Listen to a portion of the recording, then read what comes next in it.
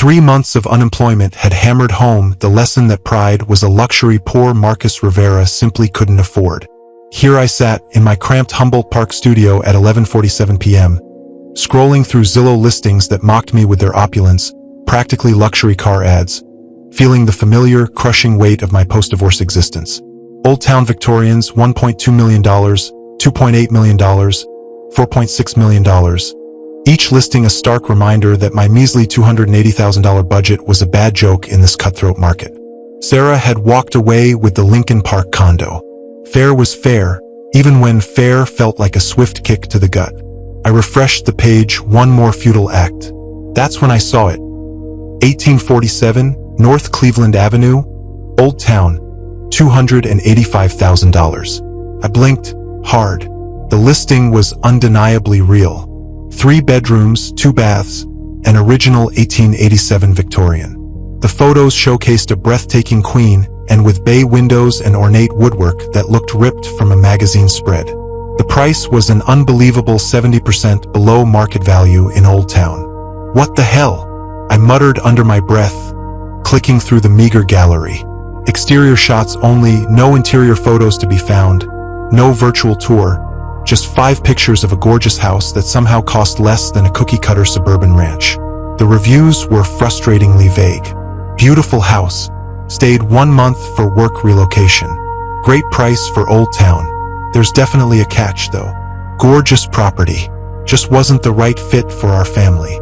Nothing specific, just short stays and unsettlingly vague explanations. My phone buzzed insistently. It was Emma, texting from her mom's place. Dad, can I come see your new place soon? The guilt slammed into me like a physical blow. 7 years old, and she still believed her dad was capable of pulling off cool things. I clicked the contact button before I could talk myself out of it, sealing my fate. The next afternoon, I met Agent Jennifer Walsh at a generic coffee shop near the property. She was younger than I expected, radiating a nervous energy that suggested she would rather be anywhere else. Marcus Rivera, thanks for meeting me, Jennifer Walsh said, settling across from me, pointedly avoiding eye contact. Look, Marcus, I have to be completely upfront with you. Most people don't last long in that house. Legally, I'm obligated to tell you that. What's wrong with it? Foundation problems? Electrical issues? Nothing like that at all. The house is structurally sound, completely updated and modernized. She paused, studying the swirling patterns in her coffee. It's just, people move on quickly. Very, very quickly. How quickly is quickly? The average stay is about 6 weeks. In the past 5 years, 11 different owners have cycled through. 11 owners in 5 years in a neighborhood where Victorian houses were practically generational investments. But the price? It's below market because of the rapid turnover. Previous owners always sell quickly, typically at a loss. She leaned forward conspiratorially. Marcus, I've been in real estate for 8 years now. I've never seen anything quite like this property's history. Has anyone died there? Are there legal issues? No deaths on record. No legal disputes whatsoever. Environmental tests come back squeaky clean. She opened a crisp folder. Everything checks out perfectly on paper. It's just what, Jennifer Walsh? Have you ever been in a room where every single instinct screamed at you to leave, even though nothing was obviously, tangibly wrong? I considered the question seriously. Old buildings have atmosphere. Doesn't necessarily mean they're not livable. This is different, trust me. Jennifer Walsh pulled out her phone, scrolling through something. I've shown this house 14 times in the past 2 months. 12 buyers walked out during the tour itself. The other 2 backed out within 24 hours. What if I can handle whatever atmosphere issues it has? She studied me, her gaze sharp and assessing. Are you going through a divorce, Marcus Rivera? The question blindsided me. How did you? Yes, recently finalized. Why do you ask? The house seems to attract people in transition. Major life changes, financial pressure. Jennifer Walsh gathered her papers with a briskness that bordered on impatience. I'll show you the property, Marcus Rivera. but really think hard about whether you need this particular house or just any affordable house you can find. 20 minutes later, we stood in front of 1847 North Cleveland Avenue. The Victorian rose 3 stories, a monument to a bygone era. The red brick facade was immaculate, the bay windows gleaming with reflected sunlight. Ornate woodwork framed the entrance, a testament to the craftsmanship of a century past. The small front yard was professionally landscaped, a picture of suburban tranquility. It looked like something straight out of a historical society brochure. It was also inexplicably completely wrong. I couldn't pinpoint the exact reason why. The proportions were correct, the architecture authentic, the maintenance clearly professional. But standing on the sidewalk, I felt like prey, being studied by a patient, unseen predator. Beautiful, isn't it? Jennifer Walsh's voice was laced with forced cheerfulness. Yeah, beautiful.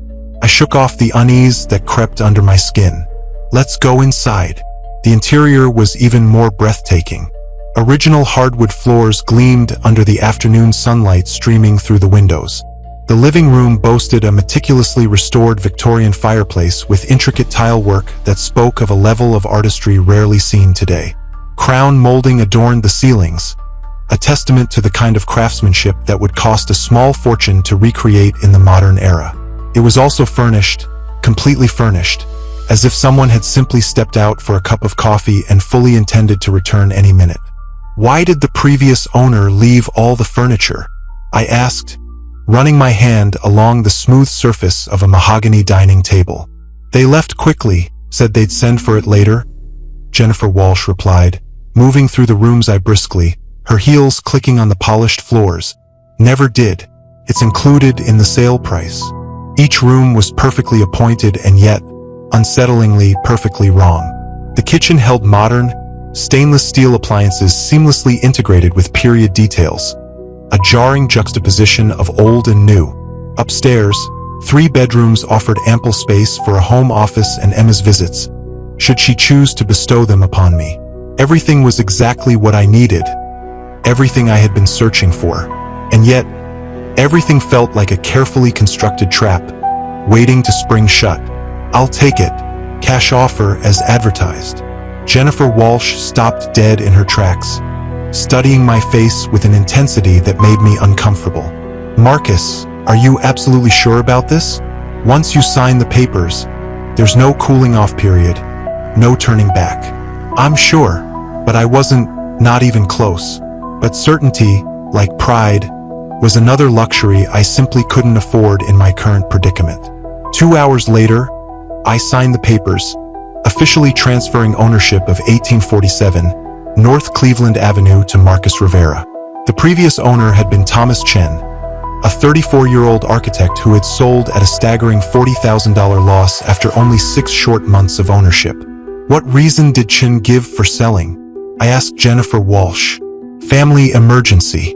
Needed to relocate immediately. Jennifer Walsh slid the keys across her polished desk, the metal glinting under the harsh fluorescent light. Same reason the previous 4 owners gave as well. I pocketed the keys, the cold metal a strange comfort in my palm. Any advice for lasting longer than 6 weeks? Jennifer Walsh finally met my eyes, her gaze direct and surprisingly intense. Read any notes previous owners might have left behind. And whatever you do, Marcus Rivera, don't ignore them. Moving day came 3 days later. The movers finished their work by noon, leaving me alone in 3 stories of Victorian elegance that felt more like a meticulously curated museum exhibit than a home. I set up my laptop in the front bedroom, designated as my home office, appreciating the abundance of natural light streaming through the expansive bay windows. That's when I decided a more thorough exploration of the kitchen was in order. The previous owner had abandoned everything. Dishes, cookware, even some expensive food items lingered in the refrigerator. As I was putting away my own groceries, I noticed the drawer that stubbornly stuck. After some effort, it yielded, revealing a collection of takeout menus, warranty cards, and a solitary sheet of paper covered in handwriting. The paper itself was thick, expensive stationery, adorned with multiple different handwritings. Some ink was faded, hinting at age, while others appeared recent. At the top, bold and clear, house rules. Follow exactly. 8 numbered rules filled the page. Never turn off all lights in the house at once. Street lights aren't enough. Do not open basement door after 10 p.m. or before 6 a.m., regardless of train noise. If you hear children laughing upstairs when alone, do not investigate. Always knock 3 times before entering rooms unused for 2+ hours. Never eat food appearing in refrigerator you didn't buy. If mirrors show different rooms than reality, leave immediately. Do not respond to voices calling your name from empty rooms. Close all curtains before sunset. City lights make you visible to what watches. In the margins, different handwritings had added, "This saved my life. Follow exactly. Don't make my mistake." I read through the list twice, then laughed, a short, disbelieving sound. 8 rules for living in my own house. What is this? A terms of service agreement? Nobody actually follows these things. I folded the paper and tucked it back into the drawer. Whatever psychological issues had driven the previous owners to create such elaborate survival protocols, I wasn't interested in perpetuating their paranoia. That evening, I ordered Chinese takeout and researched freelance opportunities. The house settled around me with the normal sounds of an old building. Wood creaking, pipes adjusting, distant trains. Nothing requiring supernatural explanations. At 10:30 p.m., I deliberately left all the curtains open. Rule 8 could kiss my ass. Around 11:15, movement in the front yard snagged my attention. A figure stood on the sidewalk, perfectly still, looking up at the house. Tall, thin, wearing what appeared to be a dark coat. The street lamp should have illuminated them clearly, but somehow the light seemed to bend and warp around the figure. I moved closer to the window. The figure didn't move, didn't acknowledge my attention, just continued staring with a patient intensity that made my skin crawl. I grabbed my phone to call 911, then hesitated. What was I going to report? Someone standing on a public sidewalk? By the time I looked up again, the figure was gone. I spent 10 minutes checking every window, but saw nothing. No person walking away, no car pulling off, no evidence anyone had been there. Great, I muttered, closing the curtains with more force than necessary. I'm becoming as paranoid as the previous owners. But as I headed upstairs, I couldn't shake the feeling that closing those curtains had been exactly the right thing to do. The rest of my first week passed quietly. I fell into the rhythm of remote work, appreciating the space that Old Town Victorians provided. The house felt increasingly comfortable, a welcome change. I ignored the rules completely. Day 5, I deliberately turned off every light to test Rule 1. Nothing happened. Point proven. Day 6, I stopped knocking before entering rooms. Some felt cold, others echoed strangely, but old houses had temperature variations.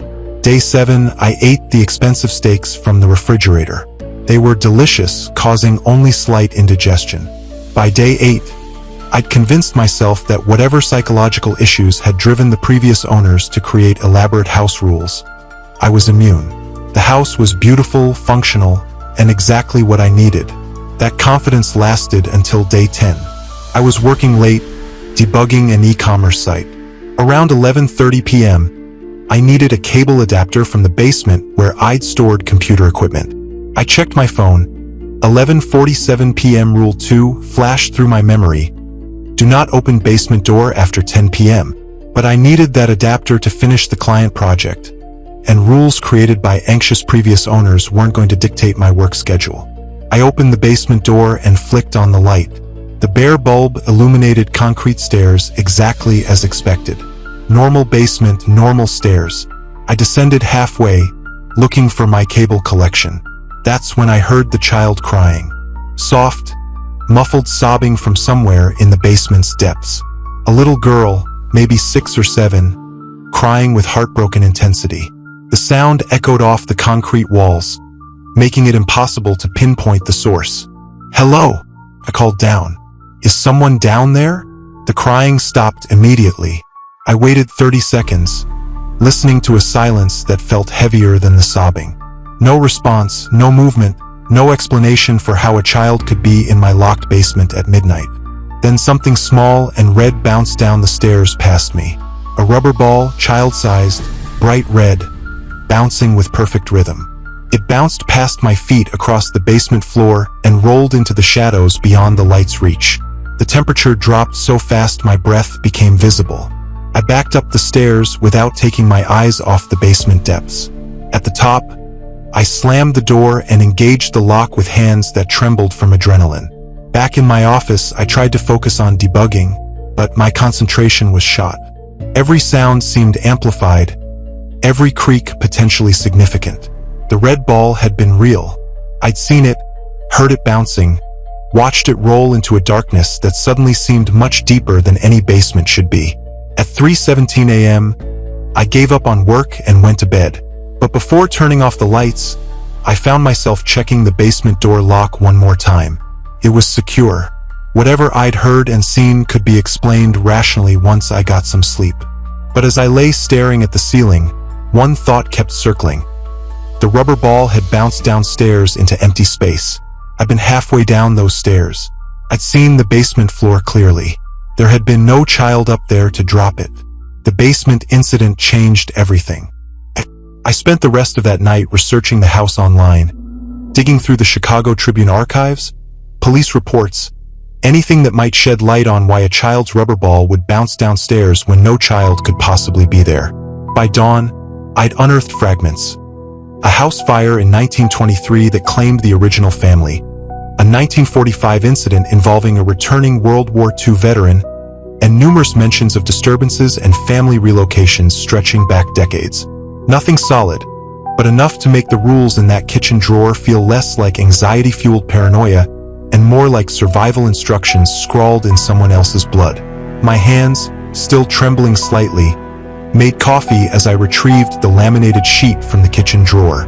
The 8 rules glared back at me, their multiple handwritings suddenly seeming less like obsessive-compulsive disorder and more like desperate warnings passed down through generations of terrified residents. Day 11 marked my religious conversion to rule compliance. I crafted a detailed schedule on my phone, setting alarms for every critical time. Sunset curtain closing at 5:47 p.m., basement door check at 10 p.m. lockdown, light maintenance. Never allow all lights off simultaneously. Room entry protocol, 3 knocks minimum for any space in used over 2 hours. The house responded to my newfound respect with blessed normalcy. No children crying in the basement, no mysterious rubber balls, no temperature drops that defied physics.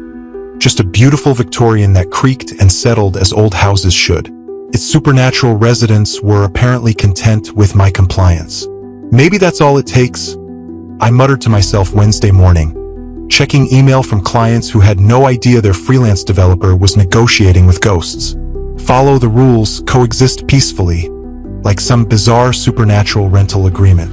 That confidence evaporated with Emma's first weekend visit.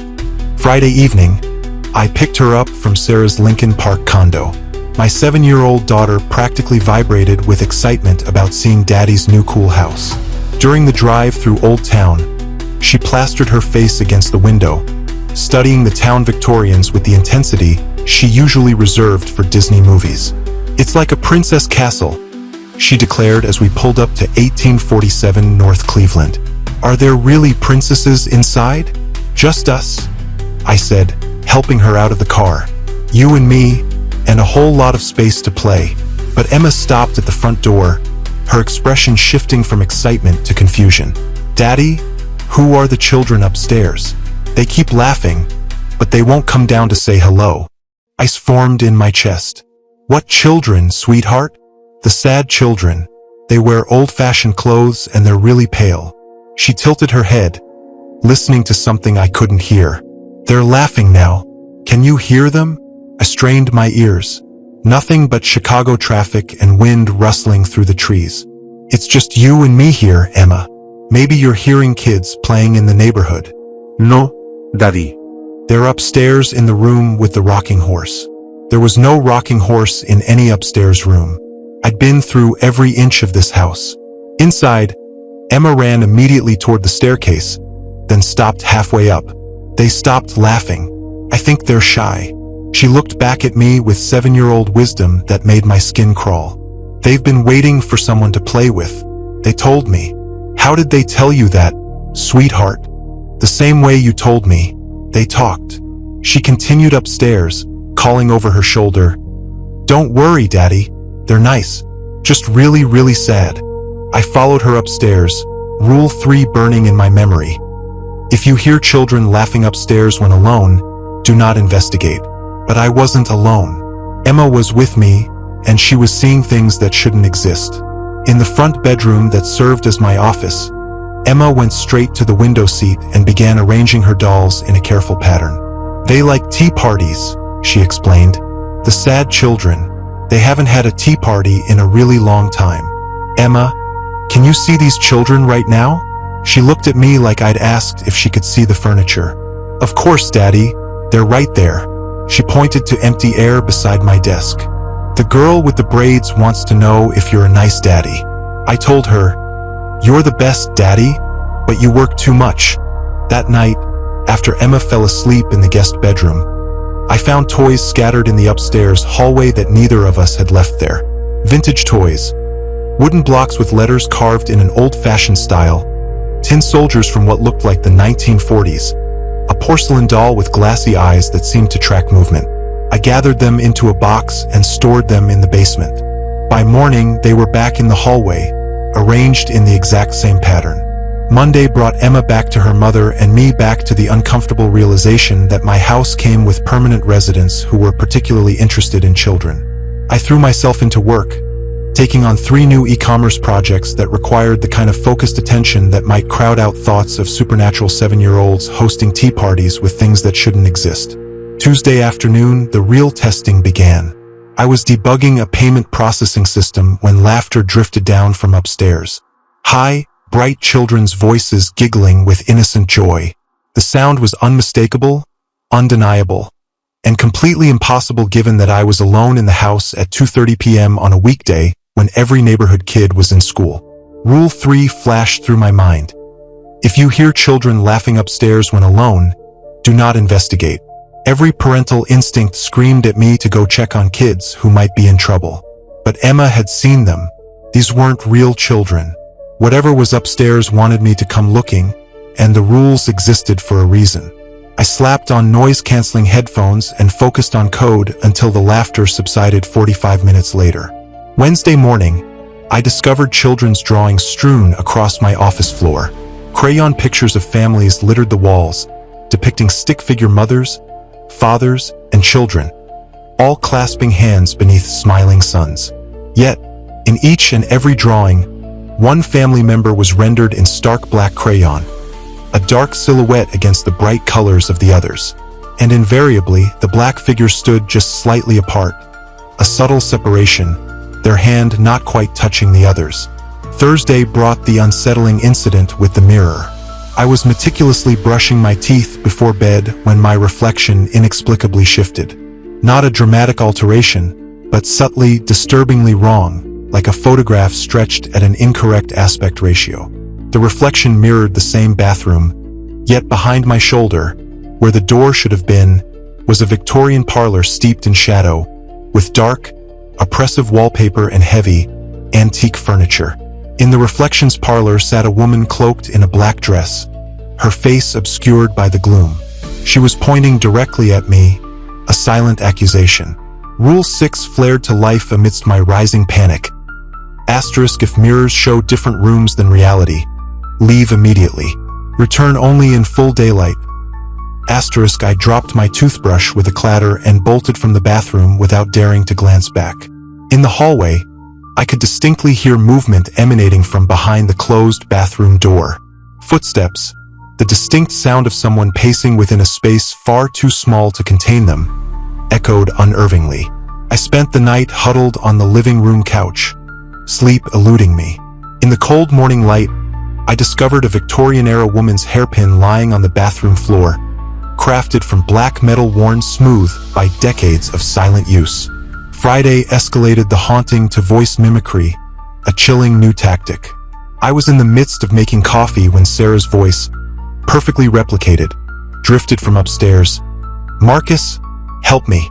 Something's wrong with Emma. The voice was an uncanny imitation.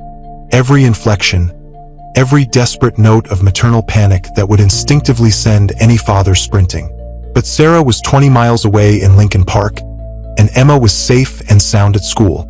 Rule 7 slammed down like a mental barrier, holding me frozen in place in the kitchen. Do not respond to voices calling your name from empty rooms. Marcus? The voice called again, now laced with a raw, desperate plea. She's hurt. I can't wake her up. My hand involuntarily moved toward my phone, a desperate urge to call Sarah's real number, to confirm that Emma was truly safe. The voice upstairs dissolved into sobbing, a perfect, agonizing simulation of my ex-wife's tears. Please, Marcus, I know you're angry about the divorce, but Emma needs you. Don't let your pride kill our daughter. The emotional manipulation was surgical in its precision. Every word a carefully aimed dart targeting my guilt over the failed marriage, my gnawing fear of failing as a father, my deepest, most primal terror that something unspeakable might befall Emma while I was playing house with supernatural entities. I dialed Sarah's cell. She answered on the second ring, alive and audibly annoyed. Marcus, it's 8 a.m. What's wrong? Is Emma okay? Is she at school? She's fine. I literally just dropped her off. Why are you asking? Sarah's voice carried the particular edge of exasperation unique to an ex-wife dealing with post-divorce anxieties. Are you having some kind of breakdown? I just needed to check. Sorry. Marcus, you're scaring me. Are you okay in that house? The disembodied voice upstairs had abruptly ceased its desperate pleas the moment Sarah answered her phone. A chilling silence replacing the carefully crafted torment. I'm fine. Just adjusting to the new place. If you need help, you know you can ask, right? Whatever issues we had, Emma needs her father to be stable. After I hung up, I sat at the kitchen table, the coffee growing cold, contemplating the chilling perfection with which the entity had chosen its weapon. Not a generic cry for help, but a precisely targeted attack on my greatest vulnerability. My paralyzing terror of failing Emma the way I'd failed her mother. The entity was learning, studying me, meticulously adapting its strategy based on a cold, calculated observation of my deepest psychological weak points. Weekend 2 brought a systematic escalation of the haunting. The supernatural residents of 1847 North Cleveland had apparently decided that polite compliance with their rules wasn't sufficient. They wanted to test my limits, to probe for weakness. Saturday night, I was working late, hunched over my computer, when every single light in the house went out simultaneously. It wasn't a power outage. I could clearly see the steady glow of the street lamps through the windows. The entity had boldly overridden Rule 1, plunging me into a disorienting and terrifying complete darkness where shadows seemed to writhe and move independently, imbued with a life of their own. I felt my way blindly to the hallway light switch, my heart pounding in my chest. When the bulb flickered hesitantly on, a ghastly sight greeted me. Child-sized handprints covered the walls in what looked like soot, a dark and unsettling residue. They led from the ominous basement door to the staircase and back again, a silent testament to small, unseen feet that had been running circuits through my house while I sat blind and vulnerable in the darkness.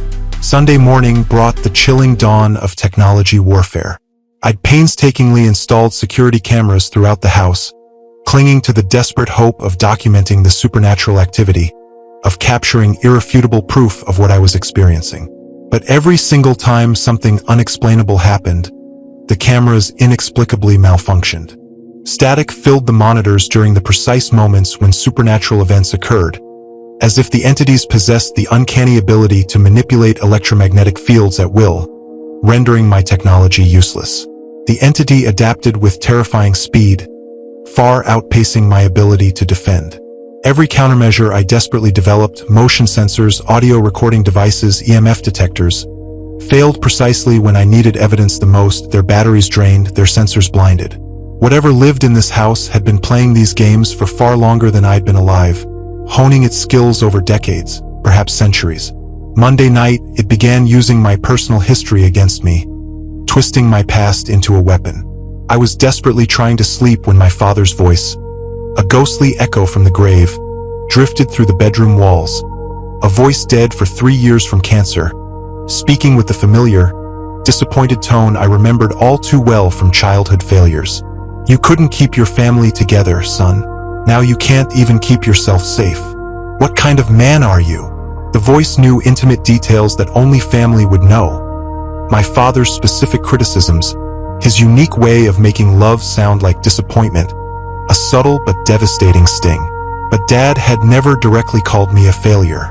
That was the entity's insidious addition, carefully designed to break down my psychological defenses, to chip away at my sanity. You chose work over family every time. Now you choose ghosts over reality. Sarah was right to leave you. I pulled a pillow over my head, desperately trying to block out the sound. But the voice persisted, growing more intimate, more cruel, more relentless. It knew about the missed school plays, the work trips during Emma's birthdays, every single moment when I had prioritized client deadlines over family dinner, a litany of my parental sins. Emma's going to grow up thinking her father is crazy. The man who talks to empty houses, who chose haunted real estate over a stable home.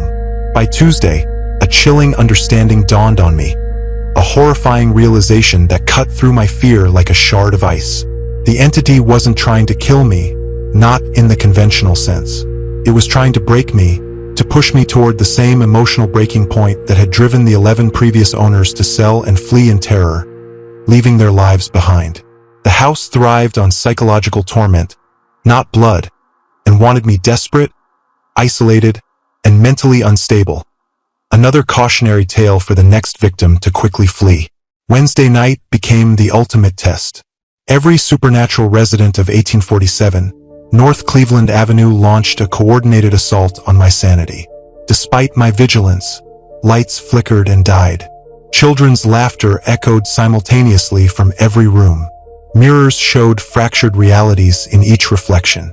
Voices, using the vocal signatures of everyone I'd ever loved, called from empty spaces.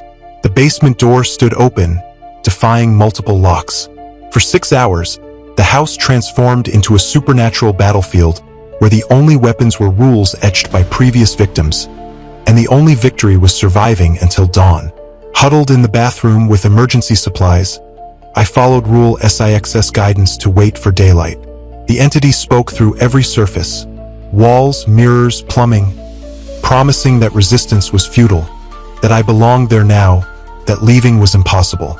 At 6:17 a.m., the assault stopped as abruptly as it began.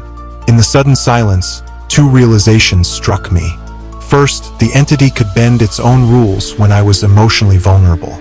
Second, my 6-week deadline was fast approaching, and the supernatural residents of this house had no intention of letting me reach week 7 with my sanity intact.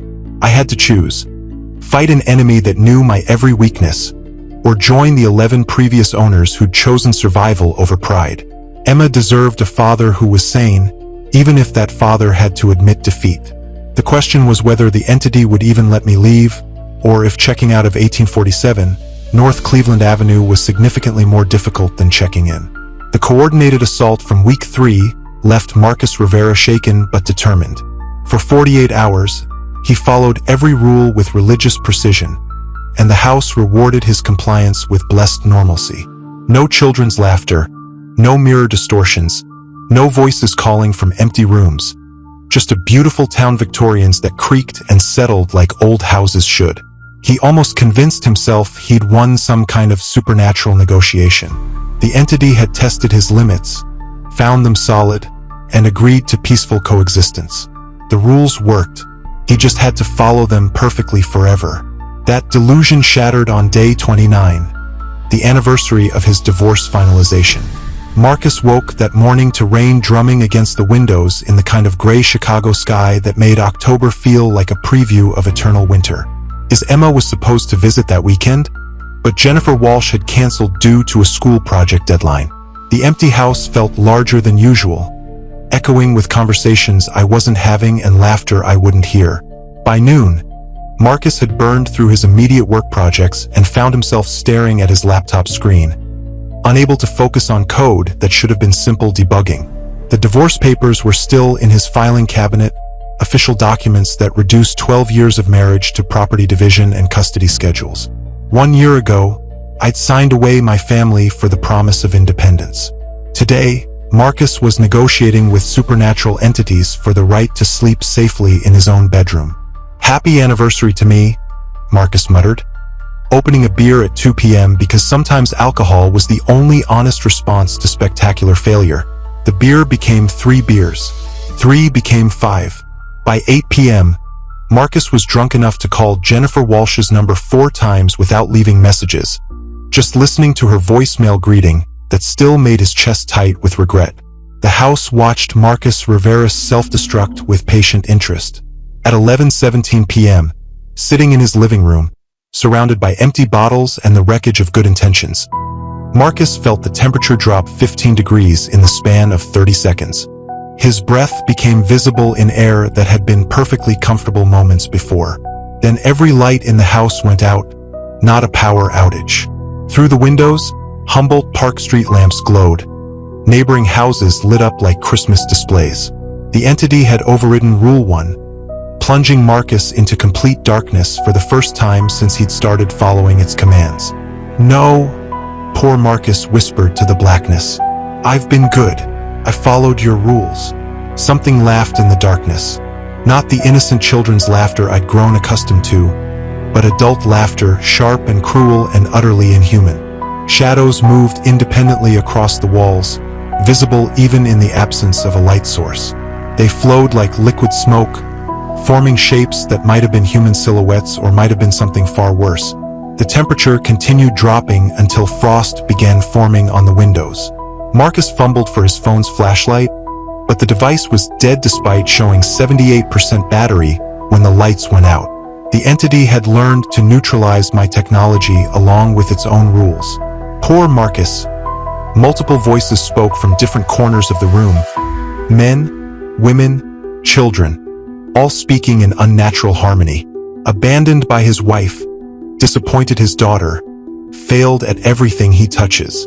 The voices knew details they shouldn't have access to. My father's disappointed sighs, Jennifer Walsh's tears during our last fight, is Emma asking why Daddy worked more than he loved her. You think rules protect you? Rules protect the strong. Tonight you're weak. Weak and alone and broken. Furniture began sliding across the hardwood floors. The couch I'd been sitting on lurched backward, pinning Marcus against the wall. The coffee table spun in slow circles, empty beer bottles rolling off to shatter against the baseboards. Marcus tried to stand, but invisible hands pressed down on his shoulders with enough force to keep him seated. The entity had full manifestation power in complete darkness, and it was using that power to demonstrate exactly how helpless Marcus Rivera was without light. "Let me go," Marcus gasped, struggling against pressure that felt like concrete blocks. "I'll follow the rules. I'll do whatever you want. You already belong to us, Marcus. This house owns you now. Your soul, your sanity, your future, all ours." The assault continued for rest down on his shoulders with enough force to keep him seated.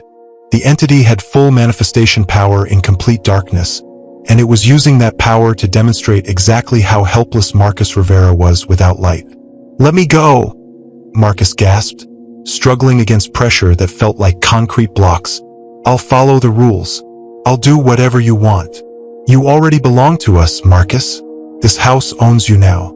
Your soul, your sanity, your future, all ours." The assault continued for 37 minutes.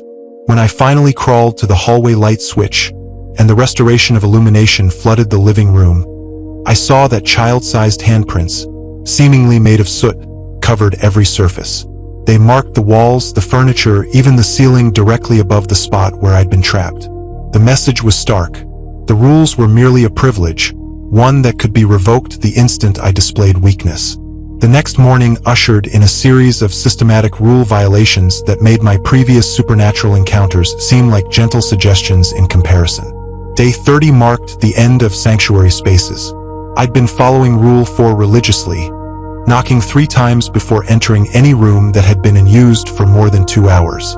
The protocol had become automatic, a form of muscle memory that offered psychological comfort along with supernatural protection. That Wednesday, however, the entity decided that knocking was no longer sufficient. I knocked 3 times before entering my office, ready to begin the morning's work. Inside, a Victorian family sat around my desk, having breakfast. Father, mother, 3 children, all dressed in clothing from the 1890s, all staring at me with eyes that reflected light like mirrors. "Good morning," the father said politely. "We were wondering when you'd join us." I backed out of the room, my heart hammering against my ribs, 3 knocks echoing behind me. I'd followed the rule to the letter, but the entity was no longer bound by its own restrictions. The kitchen held a different, equally unsettling surprise. Despite knocking properly, I opened the door to find every cabinet and drawer pulled open, their contents scattered across the floor in patterns that seemed like words in a language I couldn't decipher. The refrigerator hummed loudly, its interior light flickering in a rhythm that uncannily resembled a heartbeat. In the bathroom, my reflection showed a completely different person. Same height, same build, but the face in the mirror belonged to a man I'd never seen before. He mouthed words I couldn't hear and pointed desperately at something behind me. When I turned around, no one was there. When I looked back at the mirror, my own face had returned, but my reflection was now crying tears I wasn't shedding. By Thursday, the entity had moved beyond mere psychological warfare and begun manipulating reality itself.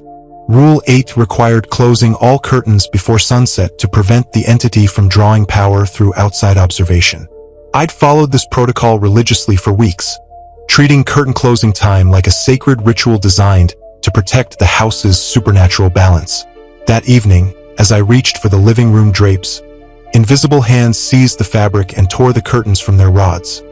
Not gently, but violently, with enough force to bend the metal hardware and send curtain rings bouncing across the hardwood floors. The entity was exposing me deliberately, drawing power from the street lamp's illumination and the curious gazes of neighbors who might notice strange movement in the windows of the house everyone whispered about. "Help!" I shouted toward the windows, hoping someone would see me struggling against forces they couldn't perceive. "Someone call the police!" But from outside, I probably looked like a man having a breakdown in his living room, wrestling with window treatments while screaming at empty air.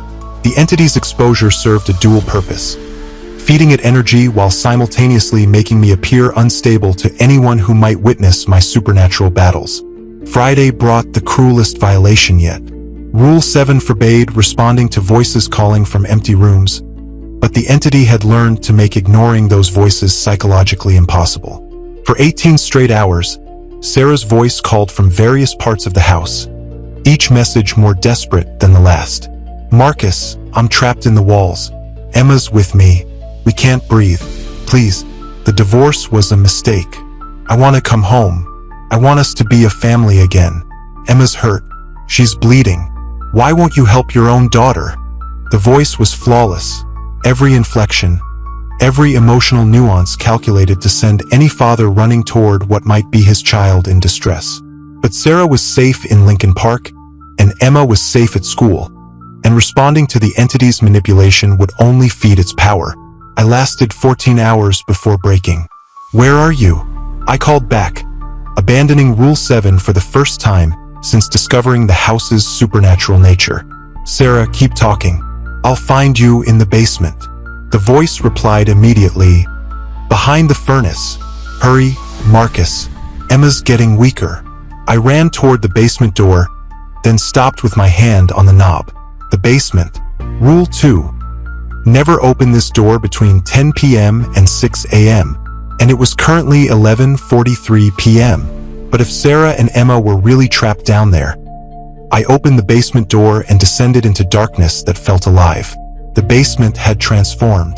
Instead of the familiar concrete space with exposed beams, I found myself in a Victorian-era cellar with stone walls and a dirt floor. Gas lamps flickered along the walls, casting dancing shadows that moved independently of their light sources. "Marcus." Sarah's voice came from somewhere deeper within the space. "We're back here. Hurry." I followed the voice through passages that couldn't possibly exist beneath my house. The basement extended far beyond the foundation's actual dimensions, branching into corridors that led to rooms filled with antique furniture, and the personal belongings of people who'd lived here decades ago. In one room, children's toys were scattered across the floor, the same vintage playthings I'd found in my upstairs hallway after Emma's first visit. Wooden blocks, tin soldiers, porcelain dolls with glassy eyes that tracked my movement. "Daddy!" Emma's voice, small and frightened. "I'm scared. The other children won't let me leave." I ran toward the sound, but the corridors kept shifting. Passages that had led forward suddenly curved back on themselves. Rooms I'd passed through minutes before were now filled with different furniture, different decades, different families' abandoned possessions. "Please, Daddy, we're all scared down here." That's when I realized the truth. The voice wasn't Emma calling for help. It was the entity showing me the fate of other children who'd lived in this house. All the young voices, all the supernatural residents who giggled during afternoon tea parties. They were souls collected over decades of systematic psychological destruction. I wasn't rescuing my daughter. I was being recruited to join an archive of broken families. The basement snapped back to normal concrete and exposed beams, but I was no longer alone. Translucent figures of children from different eras stood throughout the space, all staring at me with sad eyes that held too much knowledge. "We've been waiting for a new daddy," they said in unison. "Will you stay with us forever?" I ran upstairs and slammed the basement door, but the damage was done. The entity had shown me its collection, its purpose, its patient accumulation of souls who'd thought they could outsmart supernatural forces with lists of protective rules. Saturday brought the revelation I'd been avoiding. Hidden behind a false wall in the basement's normal configuration, I found an archive room containing journals from every resident who'd lived at 1847 North Cleveland since 1923. Dozens of handwritten accounts documenting the same cycle I was experiencing. Rules worked for 3 weeks. Then something changed. It knows my weaknesses now. 1952. The children's voices won't stop. I know my daughter is safe at school, but the crying sounds so real. 1978. It's not trying to kill me. It's trying to break me. Death would be mercy. 2003. Every journal ended the same way. Either death, disappearance, or desperate flight after psychological breakdown. The entity didn't want to kill its residents. It wanted to break them, force them to sell quickly to the next victim, perpetuate a cycle of supernatural predation that had been running for a century. The house wasn't haunted. It was operated, managed, deliberately maintained as a trap for desperate people who needed affordable housing badly enough to ignore obvious warnings. The final journal entry was dated 6 months ago, written in handwriting I recognized from lease documents. Day 42. Marcus Rivera moves in tomorrow. Architect with divorce trauma, financial pressure, custody issues with young daughter. Perfect target profile. Entity has prepared standard psychological conditioning program. Estimated breakdown timeline, 6 to 8 weeks. Thomas Chun hadn't been a victim. He'd been an employee, a talent scout who'd identified me as the next target and arranged the sale to ensure the entity's feeding cycle continued. Sunday brought the entity's final gambit. With my psychological defenses completely shattered, every rule violated, and the truth of my situation laid bare, the supernatural residents of 1847 North Cleveland launched their endgame assault. At 3:33 a.m., I woke to find my bedroom filled with every supernatural manifestation I'd encountered over 6 weeks. Children's laughter echoed from the walls. Mirrors showed different realities in every reflection. Voices called from empty spaces using the vocal signatures of everyone I'd ever loved. The basement door stood open despite multiple locks. Temperature dropped below freezing. Electronics failed. Time became fluid, minutes stretching into hours, hours compressing into heartbeats. The entity spoke through every surface. Floorboards, windows, electrical outlets, even the air itself vibrating with malevolent intent. "You can't leave, Marcus. You belong here now with us forever." But huddled in my bathroom with emergency supplies, waiting for dawn to break the supernatural siege, I finally understood what previous residents had learned too late. The entity could break every rule, override every protection, manipulate every aspect of reality within this house. But it couldn't force me to stay.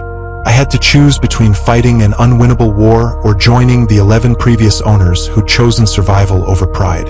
Emma deserved a father who was sane, even if that father had to admit complete defeat. At 6:17 a.m., when the supernatural assault finally ended, I made my decision. I was getting out of 1847 North Cleveland before it claimed my soul along with my sanity. The only question was whether the entity would let me leave alive. Day 43 brought the entity's final gambit. I woke at 3:33 a.m. to find reality completely unmoored. My bedroom walls showed different rooms in every direction. Victorian parlors, 1940s kitchens, modern apartments that belonged to other decades. The floor tilted at impossible angles. Gravity seemed negotiable. Every supernatural manifestation I'd encountered over 6 weeks attacked simultaneously. Children's laughter echoed from walls that breathed like living tissue. Mirrors reflected infinite versions of myself, each showing different stages of psychological breakdown. Voices called from empty spaces using the vocal signatures of everyone I'd ever loved or lost. The entity spoke through every surface. "You can't leave, Marcus. You belong here now. This is your home, your family, your grave." I huddled in the bathroom, the only space that still looked normal, with emergency supplies I'd stockpiled after previous supernatural assaults. Water bottles, energy bars, flashlight, phone charger, the tools of someone who'd learned that survival required preparation. But the entity had evolved beyond anything previous residents had documented. It wasn't just breaking rules anymore. It was rewriting reality. For 72 hours, the house became a supernatural battlefield where the only weapons were willpower and the fading hope that dawn might bring relief. Temperature fluctuated between freezing and tropical. Time moved in loops and spirals. Doors opened onto rooms that couldn't possibly exist within the house's actual dimensions. "Sarah wants to come home," the entity whispered through the bathroom ventilation. "Emma misses her daddy. They're outside right now, waiting for you to let them in." Through the bathroom's small window, I could see figures on the front lawn. They looked like Sarah and Emma, waving at the house, calling my name with voices that carried perfectly through glass that should have muffled sound. But Sarah was in Lincoln Park, 20 miles away. Emma was safe at school. The figures were manifestations designed to break my final psychological defenses. Day 45 brought physical hunger and dehydration as my emergency supplies dwindled. The entity had learned to wait, to starve me into submission rather than rely purely on fear. My phone showed no signal despite full bars. Another reality distortion that isolated me completely. That's when I called Sarah's number, knowing it would likely be the last time. "Marcus." Her voice was laced with genuine concern. "You sound terrible. Are you sick?" "Sarah, I need help. I made a terrible mistake with this house." "What kind of mistake? Do you need me to call someone?" The words caught in my throat. How could I possibly explain supernatural warfare to someone living in the normal world? "I need to get out tonight. I can't stay here another day." "Okay." Sarah's voice shifted into crisis management mode, the same tone she'd used during our marriage when my work stress became overwhelming. "I'm coming to get you. Give me an hour." No. "Don't come here. Meet me at the Starbucks on North Avenue. 1 hour. "Marcus, you're scaring me. What's happening? Just trust me one more time, please." After I hung up, the entity's assault intensified. Every wall became a speaker, broadcasting my failures. Missed school plays, forgotten anniversaries. The night I chose a client deadline over Emma's birthday party. The house fed on guilt like fuel, growing stronger with each memory it weaponized. But something had shifted during that phone call. Sarah still cared enough to help, despite everything I'd done to destroy our marriage. Emma still loved her daddy, despite his inability to prioritize family over work. I had people worth surviving for. Day 46 brought the realization that would save my life. The entity fed on fear, despair, guilt, and psychological breakdown. But it had one weakness. It needed emotional engagement to maintain power. For 6 weeks, I'd been feeding it through my terror, my anger, my desperate attempts to fight an unwinnable war. What if I stopped fighting? What if I stopped feeding it entirely? At 4 a.m., surrounded by supernatural manifestations that should have driven me insane. I made a choice that defied every survival instinct. I stopped being afraid. The entity could break my furniture, manipulate reality, show me horrors beyond imagination. But it couldn't actually force me to engage emotionally with its performance. Terror was a choice, and I was choosing differently. "You're not real," I said calmly to the Victorian children crowding the bathroom. "Your recordings, echoes, shadows of people who died decades ago. This house isn't haunted. It's operated. You're a system, not a supernatural force. And systems can be shut down by removing their power source." For the first time in 6 weeks, the supernatural activity decreased in response to my behavior rather than escalating because of it. Day 47 brought the escape window I'd been waiting for. The entity was weakest during dawn transition, when night gave way to day and supernatural forces traditionally retreated. But I'd learned that weakness was relative. The entity could still manifest during daylight, just with less power. My advantage was preparation and timing. At 6:25 a.m., I packed a single bag with essentials: laptop, phone, wallet, car keys, and the deed to 1847 North Cleveland Avenue. Everything else could be replaced. My sanity couldn't.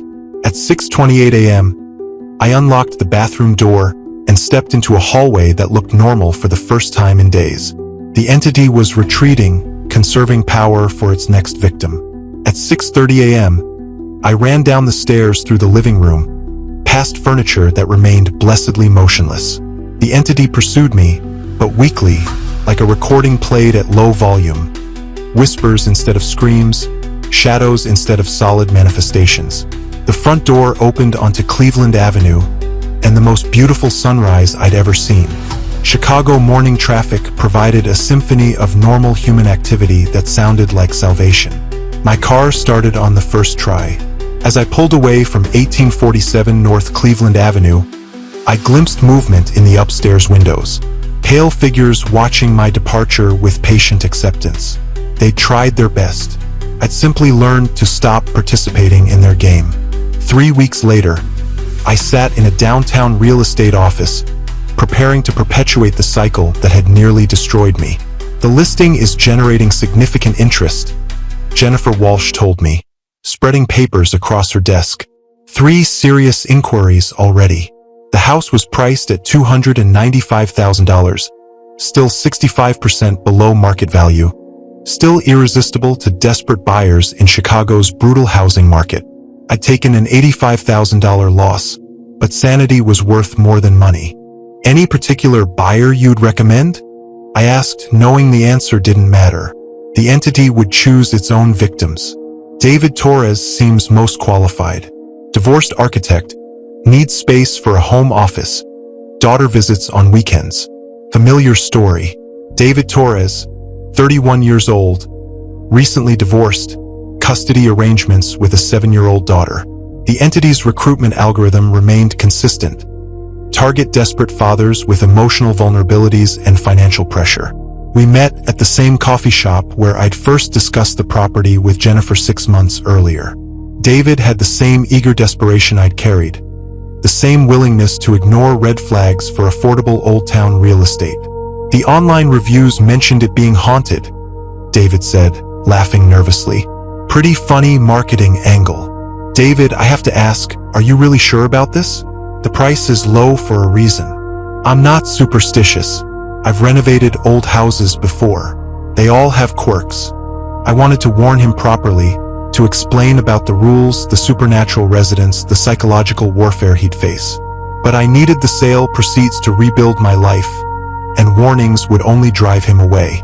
"There are some house guidelines in the kitchen drawer. Previous owners left them. You should read them carefully. Just follow them exactly. Don't try to be clever. Don't test them. And if things get difficult, leave. Pride isn't worth your sanity." David studied my face with growing concern. "Are you okay? You seem really stressed about this." "I'm fine. The house just requires a certain kind of owner, someone who pays attention." 2 days later, I handed David the keys to 1847 North Cleveland Avenue on the front sidewalk. knowing I was signing his psychological death warrant.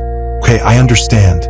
Here's the rewritten passage, maintaining all original content and meaning, adhering to the specified constraints, and ensuring continuity with the preceding passage. The entity's presence, a palpable weight, pressed against the windows, already sizing up its new target. Read any notes you find. I told him one last time, my voice tight. And remember, some problems don't have solutions. Sometimes the only option is to walk away. David nodded distractedly, his eyes already alight with the thrill of exploring his beautiful, bargain-priced Victorian. As I watched him in my rearview mirror, driving away, he stood before the house, mirroring the same confident swagger I'd worn 7 months earlier. 6 months later, my phone buzzed with David's number. "Marcus, it's David Torres. I bought your house." His voice was a shaky rasp, laced with the same bone-deep exhaustion that had haunted my final weeks there. Are you following the rules?" "I tried to ignore them at first," he admitted. "But then things started, strange things. Just follow them exactly," I urged. "Don't try to be clever. Don't test them. How long does it last? When does it end?" I stared out the window of my Logan Square apartment, across the skyline toward Old Town, where David Torres was now paying the same tuition I had. "It doesn't end, David. You just decide whether you want to keep playing." After I hung up, I turned back to my laptop and the freelance projects that kept me afloat. Emma was visiting next weekend, her first overnight stay since I'd moved to safer ground. Sarah and I were slowly, carefully rebuilding trust. I'd survived by learning when to fold. David would either learn that same lesson, or he'd become another journal entry gathering dust in the basement archive. I couldn't save him any more than anyone could have saved me. Some lessons demand personal experience, even when the cost is everything you thought you knew about reality. The house waits, patient as ever, for the next dreamer who believes affordable Old Town real estate comes without hidden costs. The cycle continues as it always has, as it always will.